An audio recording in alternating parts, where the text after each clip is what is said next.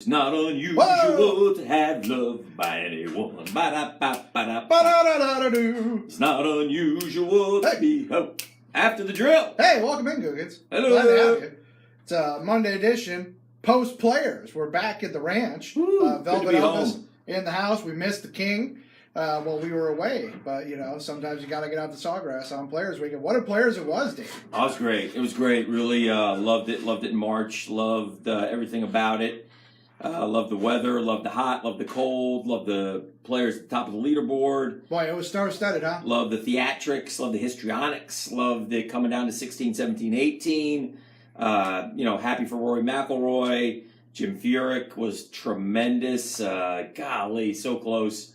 Man, that putt he hit on 17 was perfect. And I thought he had it, man. Just rolled by, and he bogeyed 15. But I mean, golly, I didn't think I said, there's no chance Jim Furyk is winning this thing in my mind on Thursday, and Right. he just kept hanging around and making runs and got himself in position and played a great tournament. Yeah. Usually, when you get older, you're capable of like a great Like round or a great round or two. 36 holes, but then Right. reality sets in sometimes.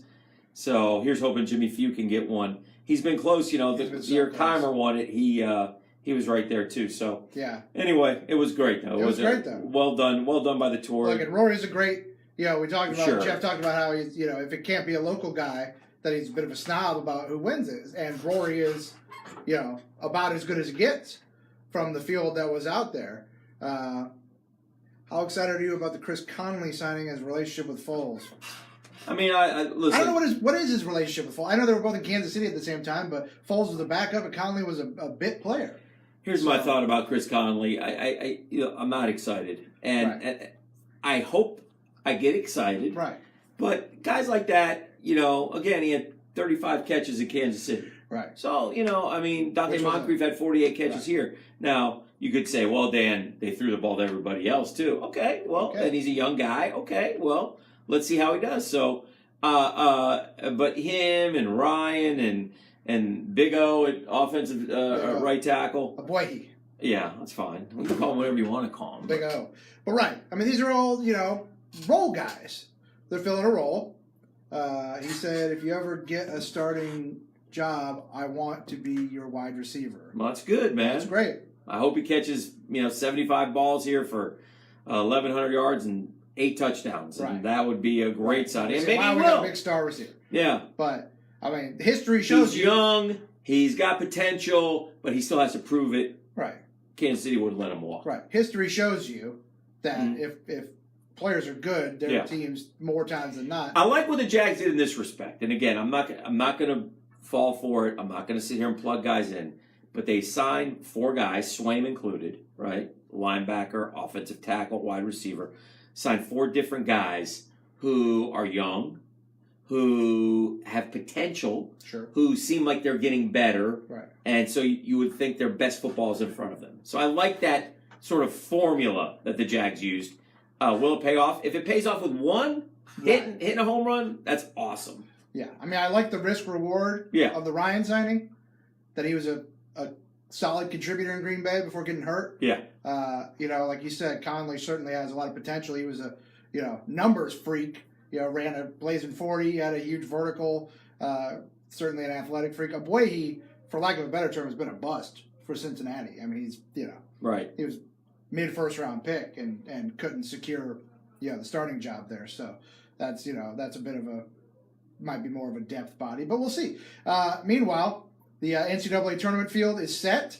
The Gators and Knowles, both in the West region. Knowles, the 4 seed, Yeah. will head up to Hartford and take on the Catamounts of Vermont. The Gators are a 10 seed. They'll take on Nevada out in Des Moines. It's Nevada. I'm sorry, it's Nevada, Okay. and it's Des Moines Yes. And Iowa. in Iowa. We going to Iowa. I think I don't disagree with your Going notion. to Iowa. When you and Jeff kind of disagreed about the notion of the Knowles or Gators getting put in the Jacksonville pod, more so FSU. FSU deserved to be in But the Jacksonville pod. and you talked about how players like travel. Yeah. It's an opportunity. Yeah. And it's like I don't disagree with you, but I find it funny that Iowa. they get to travel and they go to Des Moines and Hartford. Yeah. In the dead of winter, Hartford. Yeah. It's going to be cold in Hartford. Des Moines sucks out. But that's basketball. I But mean, that's if you fine. play basketball, you travel in the cold. That's that's when it's played. It is what it is. I still think it's fun as a unit to go up into places that you haven't been. I think that's pretty cool. But FSU was deserving of the Jacksonville bracket. At the very least, they should have flip-flopped them with LSU, plain and simple. And then you would have had FSU on one side and Kentucky on the other, and we would have had some fun, man. Now, we still have great. Big Blue Nation will come here like... Look, Big Blue Nation's going to fill it up. Like that's for else. sure. They always turn out. Yeah. LSU will bring some people. Big Blue Nation will turn out. Mr. Ten's bringing the Wofford contingent, so they should bring a good 3 people. Mr. Charlton. Shout out Charlton. Now, Dan. Yes. Duke is the number 1 overall seed. There was a lot of questions about Duke. Zion came back, and they had a real strong run through the ACC tournament. So I guess my question to you is, what's the margin between Duke as the number 1 and everyone else? Is it significant as some people seem to think it is, or is it not as significant? Sorry, I was reading something. Yeah. Which I really still can't see, despite the fact that I'm blind. I think that Duke deserved to be the number 1 seed. So you don't think they're significantly better than everybody? I think they can get beat. Because there are people who feel like with Zion that they're going to go run roughshod. Did you watch the Carolina game? Sure, It was close. Yeah, I don't disagree with it. Carolina's really good. Even in the wake of that, there's some people who feel like Duke is. Yeah. I don't disagree that Duke is the prohibitive favorite, but look, Zion is a once in a lifetime talent, but Duke has shown that they're gettable, even with Zion. We're going to have a heck of a The wheel will be returning battle here for in about 2.5 weeks when the NCAA tournament concludes. Yes. As Taylor and I are now in the fray. Yes. So it's a 4-horse race, and somebody's going to have to spin the wheel, and they're going to get. We also have to come up with the rules like should all the losers have to spin and the winner doesn't, or Now, look, last place spin only, or man, third and fourth spin? What do you think? Last place has always been a booby prize for last place. Right. Where, now I wore the sandwich board, I wore the romper. and Jordan DeArmond stood up by the road dressed as a clown for last place. Jeff's turn to lose. Jeff, I've noticed too. Jeff seems to be a lot of trepidation. He on is his such part. a wuss about the wheel. I mean, suddenly he doesn't want a wheel, so we just assign a And thing. Like, why did we buy the wheel? Why did we buy the wheel if we're not going to use the wheel? Uncle Danny got off the wall for the wheel. We didn't buy the wheel. Danny bought the It wheel. was an investment Yes. to use to make the show better. The money Danny spent on the wheel, he has cut corners and saved money on the wheels on his car, and it's burning him now. Look at that. Good point. It's a fair point. But he bought the wheel. We're going to use the wheel. Yeah. The dime bet wheel will be spun. It's going to be We'll get all new symbols on there. Yeah. Some may be recycled. I don't know. Yeah.